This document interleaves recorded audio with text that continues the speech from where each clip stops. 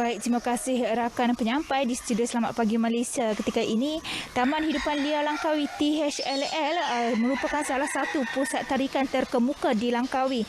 Dan sepanjang Perintah Kawalan Pergerakan PKP dikuatkuasakan, taman ini turut mengalami nasib yang sama seperti mana zoo di seluruh negara sedang dihadapi ketika ini. Jadi bersama saya ketika ini ialah pengurus Taman Hidupan Liar Langkawi sendiri, iaitu Nur Hamzani Hamzah, untuk menceritakan dengan lebih lanjut berkaitan dengan permasalahan yang dihadapi di sini. Baiklah Puan, terima kasih kerana sudi bersama RTM pada pagi ini. Jadi Puan mungkin boleh ceritakan kepada para penonton apakah permasalahan yang dihadapi di THLL ketika ini?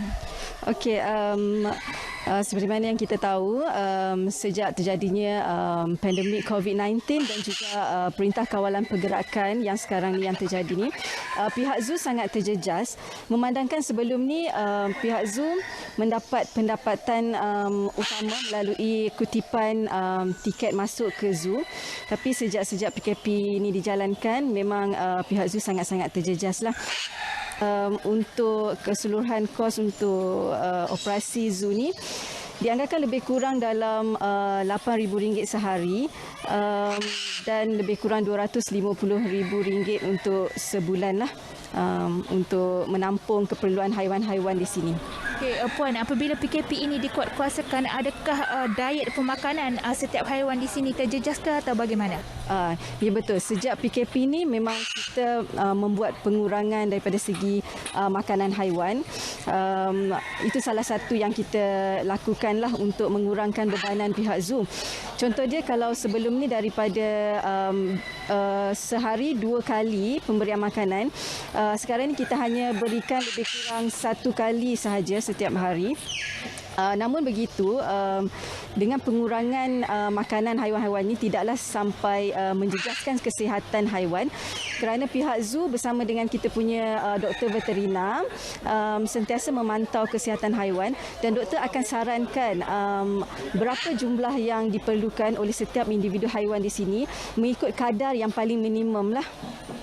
Okay, dan dari segi penjagaan haiwan di sini pula bagaimana? Daripada segi penjagaan haiwan di sini sama seperti sebelum-sebelum ni. Cuma perbezaan dia pada tempoh PKP ni, pihak zoo mengurangkan bilangan pekerja. Contoh dia, kalau sebelum ni dalam 50 orang kaki tangan yang bertugas, tapi dalam tempoh PKP ni lebih kurang 20 ataupun 30 orang pada setiap hari yang hadir untuk bertugas. Dan kaki tangan akan dibuat periksa body temperature ataupun suhu badan untuk memastikan tahap kesihatan kaki tangan yang hadir bekerja. Dan kemudian pihak zoo akan memberikan sarung tangan dan juga penutup muka untuk digunakan oleh kaki tangan semasa berada di dalam sangkar haiwan. Dan pihak zoo juga ada menjalankan beberapa aktiviti lah, yang macam contoh dia membuat operasi semburan nyah kuman di setiap sangkar haiwan, dan juga di laluan-laluan masuk untuk memastikan tahap kesihatan haiwan terjagalah, bukan saja haiwan, termasuk juga kaki tangan yang bertugas. Okay, dan difahamkan Taman Hidupan Liar Langkawi ini turut juga mengadakan program anak angkat bagi haiwan di sini. Mungkin Puan boleh ceritakan kepada para penonton dengan lebih lanjut lagi? Okey, untuk menampung bebanan pihak zoo, memang kita ada menjalankan program adoption ataupun pengambilan anak angkat di sini. Contohnya, kita ada lebih kurang 10 ekor haiwan yang dijadikan ikon ataupun dijadikan haiwan angkat.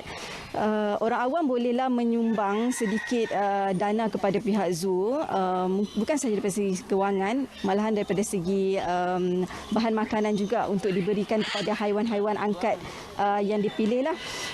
Selain itu, pihak zoo juga akan menyediakan sijil elektronik ataupun e-certificate untuk diberikan kepada penyumbang-penyumbang ataupun ibu dan ayah angkat tadi ni, sebagai tanda penghargaan pihak zoo lah kepada para penyumbang. Baik, terima kasih Puan.